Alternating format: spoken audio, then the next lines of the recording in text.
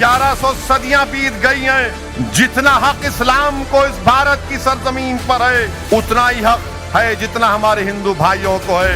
मोहन भागवत और आरएसएस वालों, तुम मौलाना आजाद से बड़े नहीं हो। देश की मोहब्बत में तुम मौलाना आजाद से बड़े नहीं हो। तुमने इस देश की आजादी की लड़ाई में कुछ भी नहीं किया, और जो सबसे अजीम तोहफा इस्लाम ने इस मुल्क को दिया वो तोहफा था जमहूरियत का और मसावात का।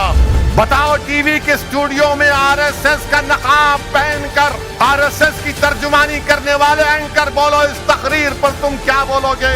अरे अगर ये भारत किसी का है तो आदिवासियों का है। जो आज सुप्रीमेसी ऑफ इस्लाम की बात करते हैं, ये आरएसएस वाले आर्यन सुप्रीमेसी की आदी हैं। कहने वाले ने कहा कि we brought our treasures with us, हमने अपने खजानों को लेकर आया यहाँ पर।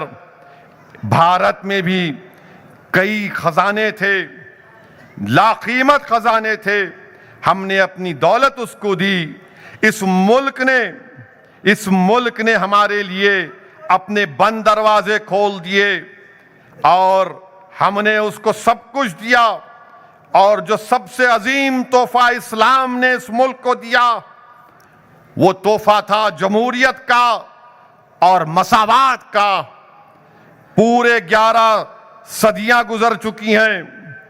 इस्लाम, अंग्रेजी में कहा कि full 11 centuries have passed by since then.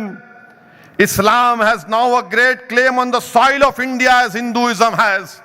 यानी 1100 सदियां बीत गई हैं, जितना हक इस्लाम को इस भारत की सरजमीन पर है उतना ही हक है जितना हमारे हिंदू भाइयों को है।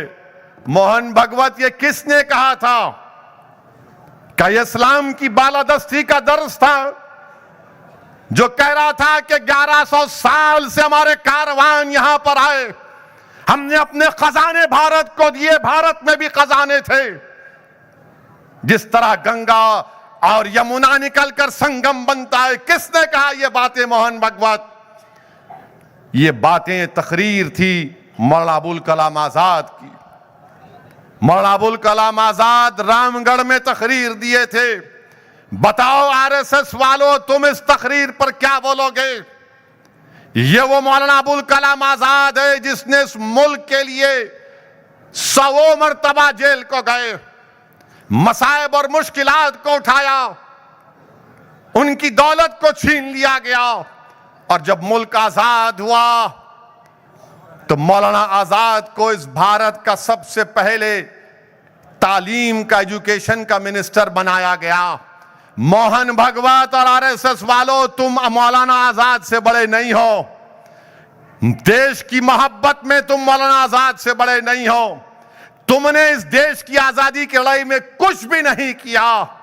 इस देश की आजादी में जो काम मौलाना आजाद ने किया, अब बताओ इस तकरीर पर क्या बोलेगे आरएसएस वालों? बताओ, टीवी के स्टूडियो में आरएसएस का नकाब पहनकर आरएसएस की तर्जुमानी करने वाले एंकर बोलो, इस तकरीर पर तुम क्या बोलोगे? क्या इसमें क्या कहा गया है? इस्लाम इस मुल्क का अटूट हिस्सा था और है और रहेगा। जिस तरह हिंदू भाइयों को इस मुल्क पर हक हासिल है, उसी तरह मुसलमानों को भी इस मुल्क पर हक हासिल है।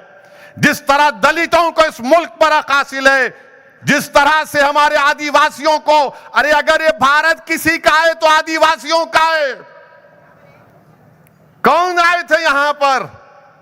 ये सब के सब जो आज सुप्रीमेसी ऑफ इस्लाम की बात करते हैं, ये आरएसएस वाले आर्यन सुप्रीमेसी की आदी हैं। ये मुल्क तो आदिवासियों का है, मगर नहीं, इल्जाम मुसलमानों पर लगाएंगे।